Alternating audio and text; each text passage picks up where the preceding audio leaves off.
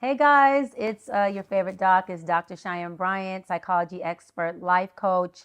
Started off as a marriage, family, and child therapist. I've been doing this mental health therapy thing, psychology expert stuff for 17 plus years. It's been a very long, rewarding, amazing journey. I've had the honor of working with hundreds and thousands, and now I'm in the millions of people, and being able to shift and change lives. And through that, God has blessed me to allow all of them to be able to be impactful on my life. So, the saying, no one person heals alone. And so, as I have been healing a culture, God has allowed me to heal alongside all of them. So, that's been the biggest blessing. Today, I'm going to be talking to Roscoe Smith, who is a wonderful father of a young man who has a diagnosis of schizoparanoia. And he's going to give us some background on, his son, what those traits look like, and then what is it like to father and care for a child who has these traits. Mental health is something that is just huge in the world, but predominantly has become bigger than ever in our Black community. We don't have policing or policy that talks to it, speaks to it, or even protects it. And that's a problem.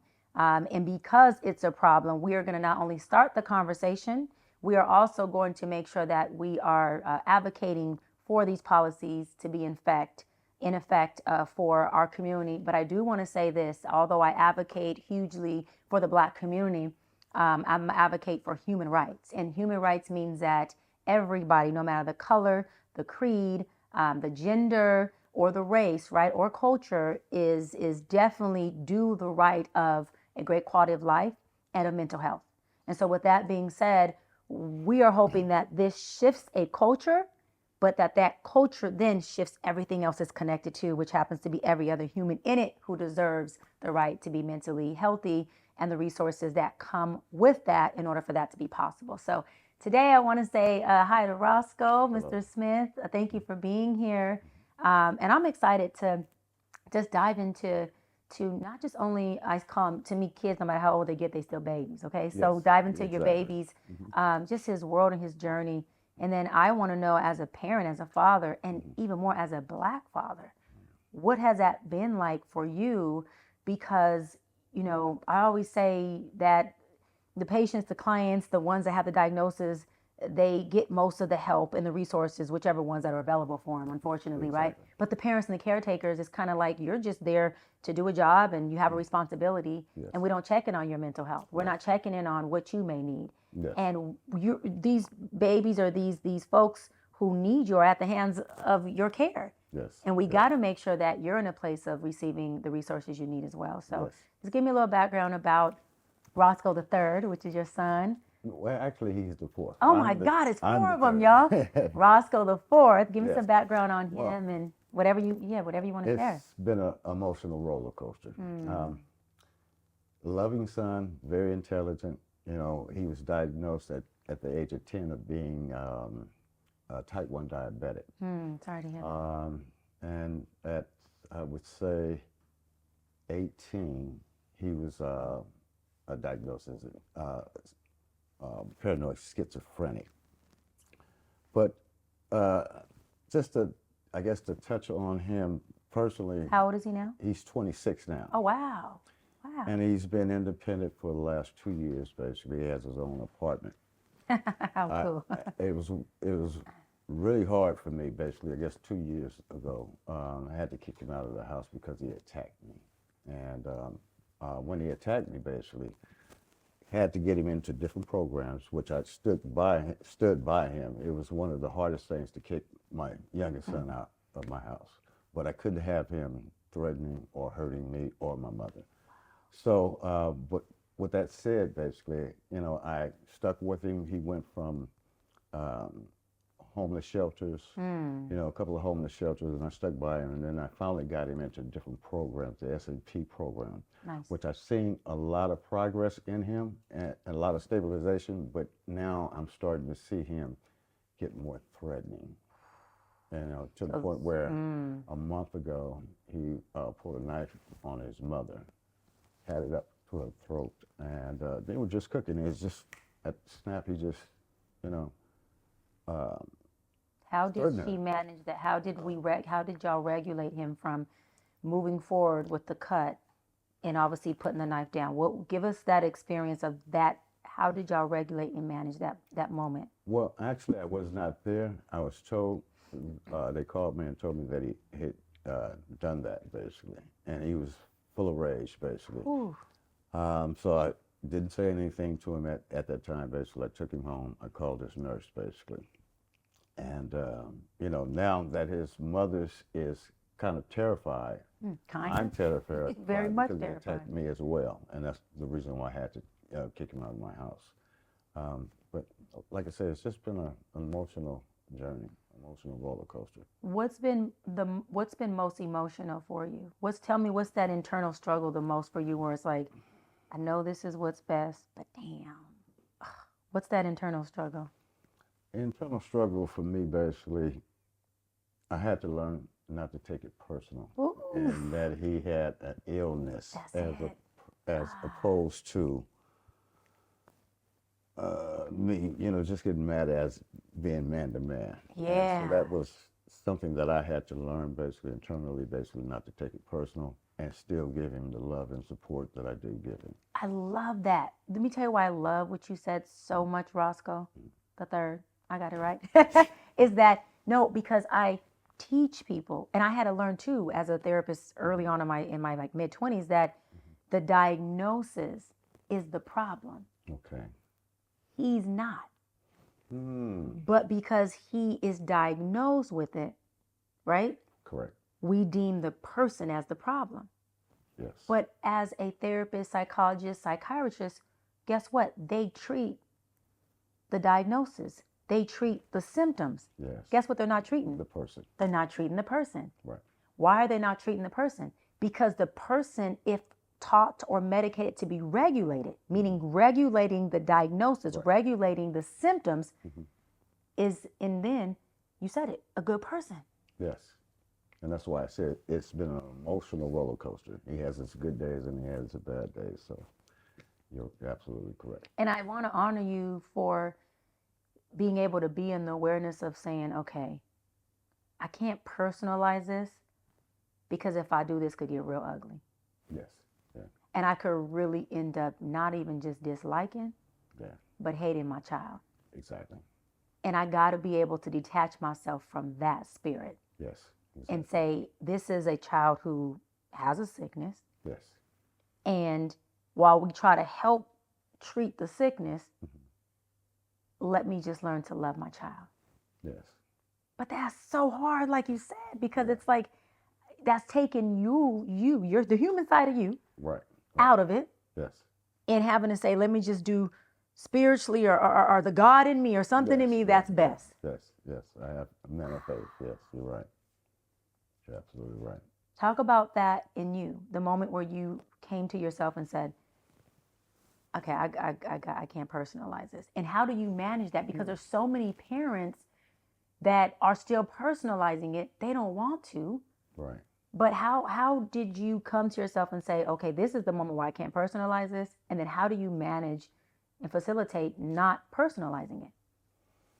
How did you get that compassion and grace for him? It took me over a period of time, at least a good 5 years now. He's attacked me, I guess the first time that he attacked me, basically, I was in my kitchen and we were doing fine. We, made lunch and he was laughing and we were joking and so on. And then I passed him, I had a mug on the table and I just passed him and all of a sudden he just hit me in the back of the head basically with this mug and I fell down. It was really traumatic for me. Oh, yeah. And he's done it, 4 or 5 times and I had to really, and that's the reason why I had to really kick him out basically, but it took me a period of time to get to the point where I'm at now and not taking it personal because of the fact I was taking it personal and I wanted to retaliate and anger and I'm not helping you, I'm not, don't call me, I blocked your number.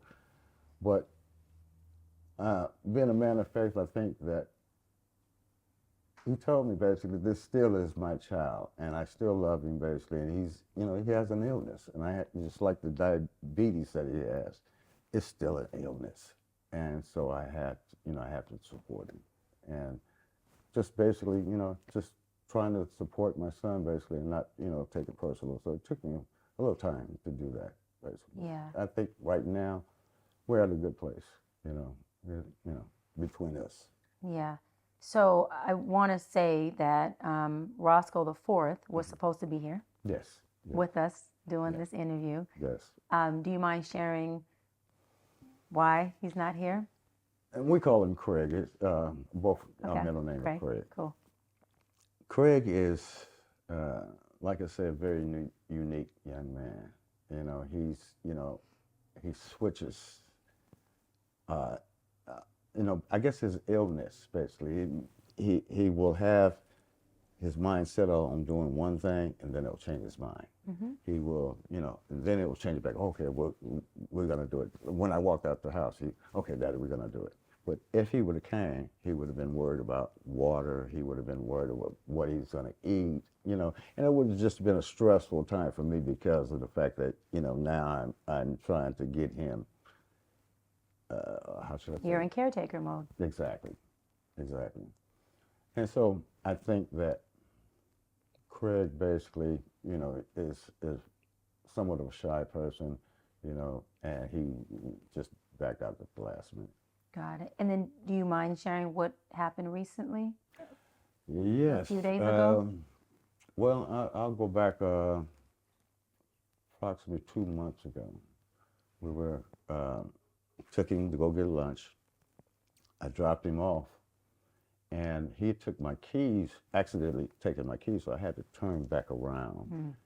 And I noticed the police were outside his unit. And I'm looking, I'm like, what's going on? I'm just hoping it's not Craig, basically. So I talked to one of the ladies, basically said that there was a young man that stabbed the back of her tire and ran into the building. And she could only describe him with a black hoodie on. And so the police, involved, and I explained to him that I was his father. He had the mental illness, and they didn't arrest him, thank God. Okay. And I ended up paying for a $400 tire, and so that just kind of took me back to the point where he's getting a little violent now. Mm-hmm. And I guess I want to say 2 weeks ago, him and his mother was in the kitchen cooking. Again. Yeah. Wow. Okay. And having fun, and just snap. And he had a knife to her throat. Oh, this is the second time? No, this is the first time with Okay. her. Got He's it. traumatized me already. Got it. And she could not ever understand how I've been traumatized Got myself. it. Until it happened to her. Until it happened to her. Gosh. So now she understands, basically, and we're still kind of fearful of him, basically. And it's, I heard you talk about basically regulating Yep. his medication, basically. Yep. We're going through the same problems, basically. Now he's in a different program, West Central Family Medical Center. Okay.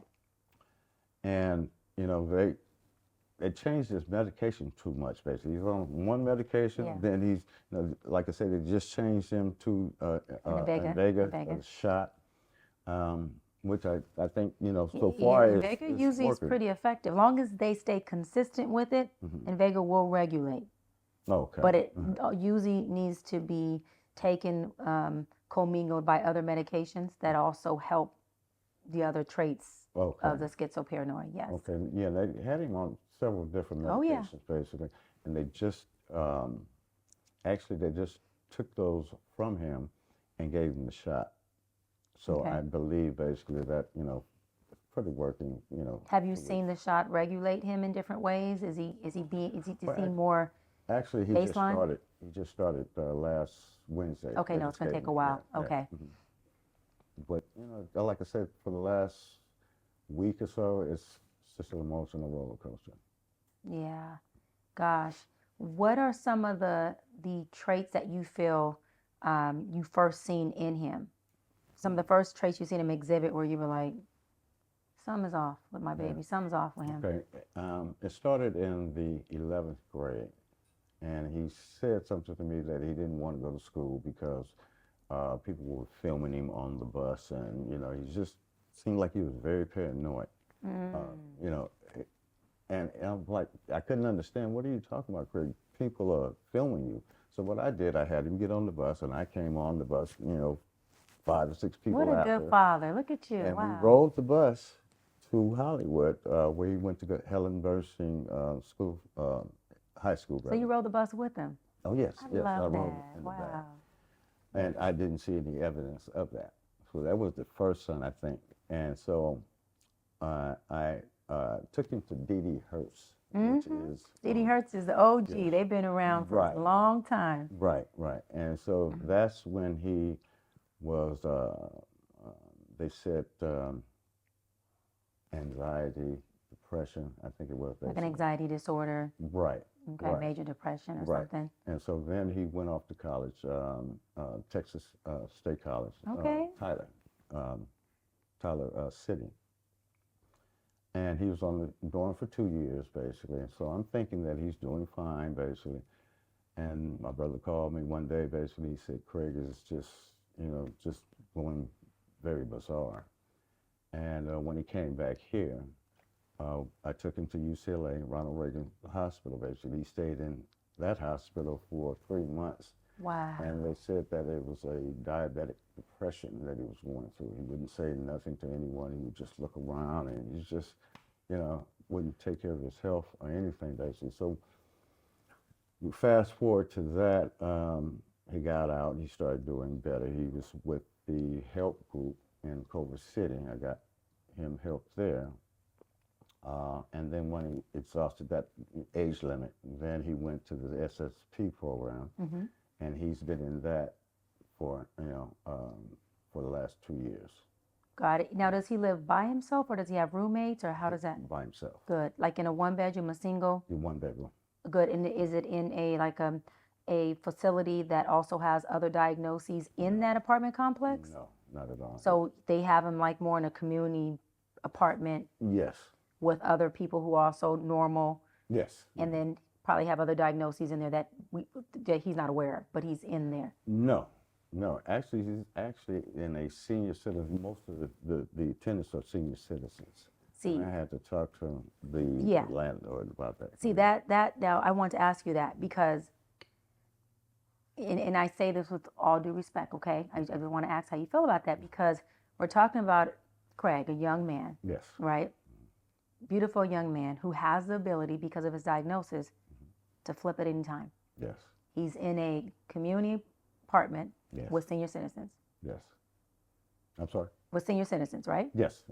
So if his diagnosis goes into manic and he flips on one of these senior citizens. Well, he already, not the senior citizen, but there's a gentleman that he's homeless and he sleeps in his car. He was staying with his grandmother a year ago and she passed away. Oh, And so now he sleeps in his car. And Craig has, came up and tried to attack him, saying that he's, stealing stuff out of the apartment and, just bizarre, untrue things, basically. So, yeah, he he's actually, already 2, 3 days ago, basically, was up in the guy's face.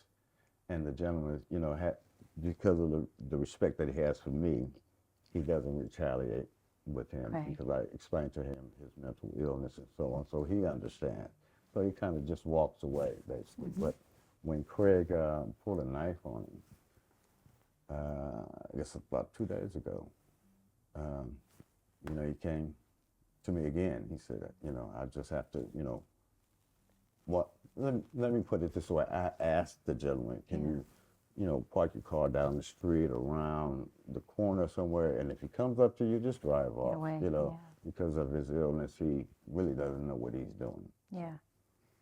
And see, and that's where a lot of the problems come in at. Okay. You put this young man in this apartment complex with other people who are not privy to knowing that he has this.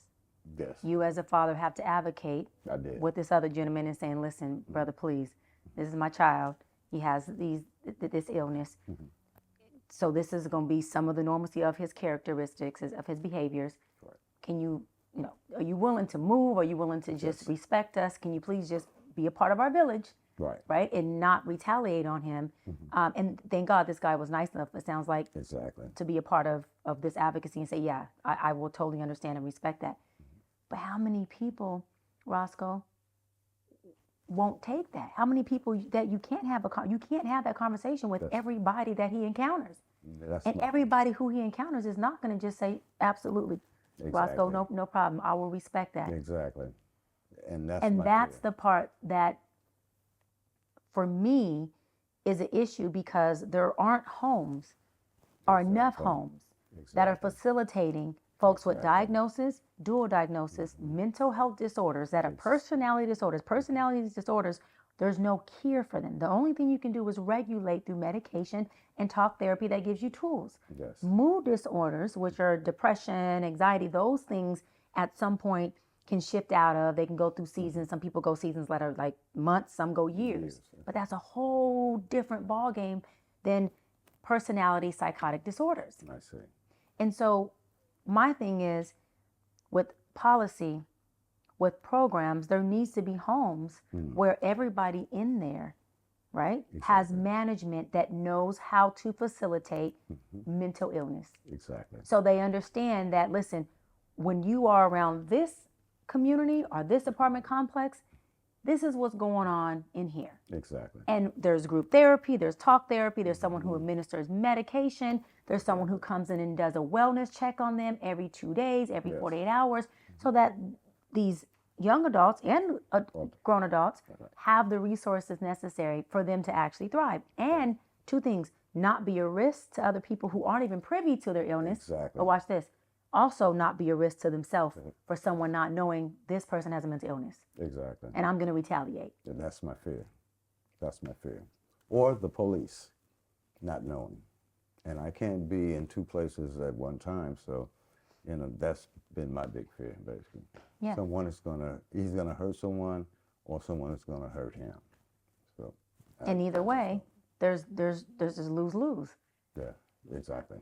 How do you feel the system, from healthcare to resources to any of the programs you've been involved with Craig, how do you feel they have failed you?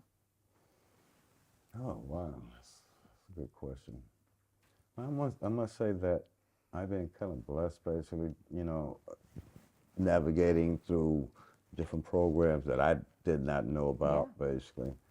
I can't really say that they have failed me too much, basically. Good.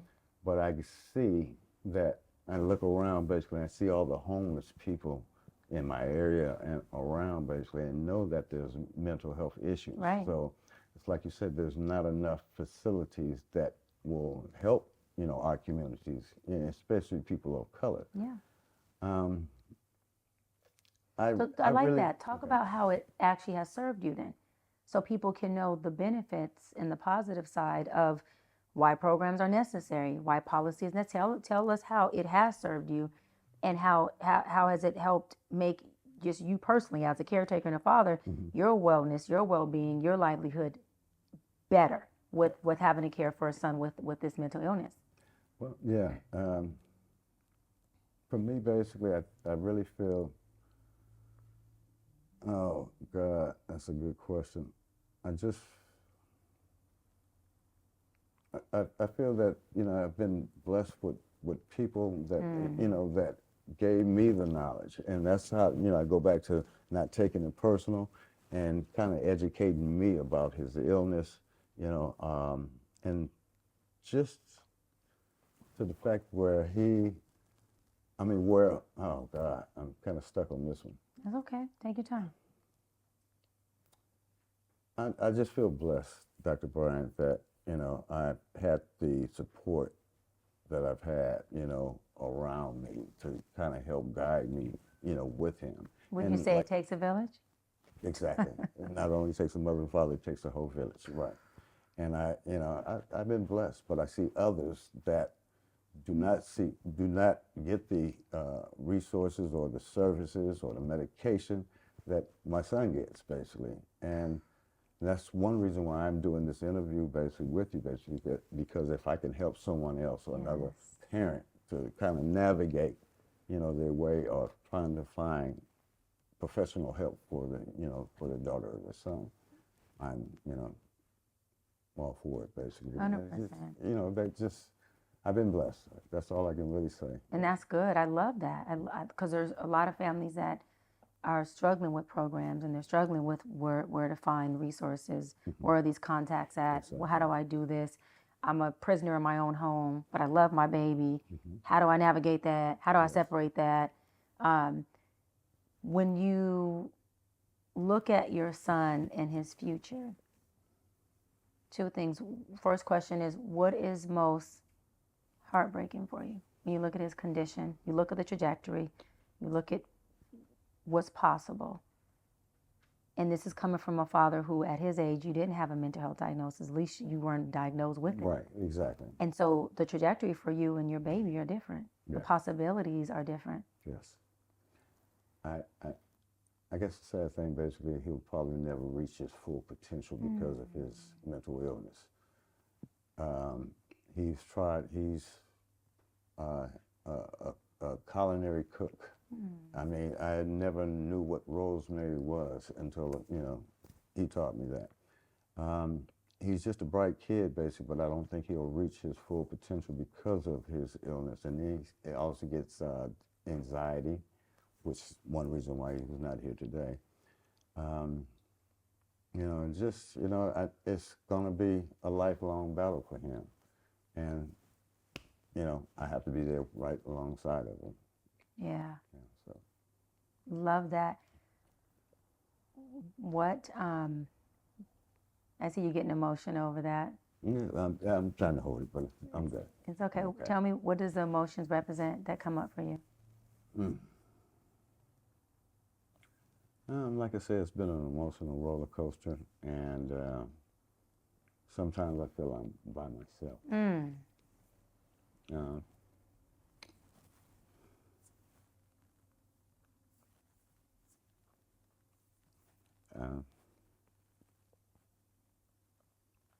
I just feel, excuse me. No, don't. You let that out. I feel, like I said, I'm blessed basically, but there's certain things that I kind of feel helpless. If I could take, his diabetes away, if I could take his mental illness away, I would. And I'm just trying to get the best help for him. Yeah. And that's basically it. Just trying to, navigate, through his pain.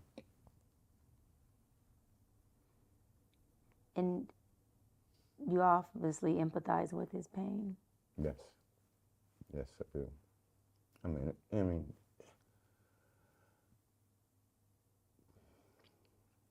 to be a type 1 diabetic and to have the, a paranoid schizophrenic, I can't even imagine what he's going through. I can't.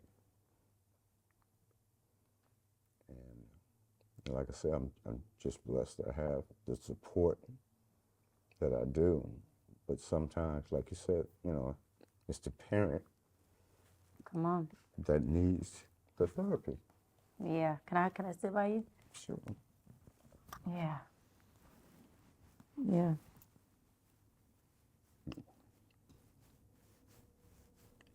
I just want the best help for him. That's it. But I want to take it back on you, because you said it's the parent that needs the therapy. You're the parent. Yeah. And I do need therapy. I realize that. I understand that now. And that's why I had to learn not to take it personal. So, with this all said, basically, I need to be in therapy along with him. And that's something maybe that they failed me since he's been in there. Come on. Now we talking. Never once, I had one therapist to tell me that it's going to get worse before it gets better. And she was right about that. And he was 15 then. But as far as the therapy or the mental health for myself, I just haven't taken time for that. And I realize that now. That you need it. I need it. And for the parents that are out there going through what you're going through. Mental health has been a stigma in our Black community, something that we, ostracized and, just, shied away from. But for right now, being a parent of mental health, of a parent of a child of mental health, I just urge every parent to get the right help for their child, the therapy for their child, and the therapy for themselves. Yeah. Because it's very important. And there's been so many times where I thought,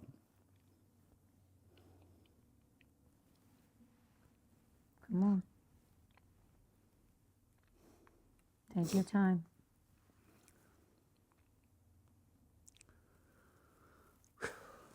I thought that Tissue, please. having I got to, you. having to, Bring it in. thank you. Yeah. You got to take the whole thing. Yeah, Don't worry I about it. know, We got I more. I needed this cry. I haven't cried like Good. this And in a I'm while. here for it. I got your back. But I really think that,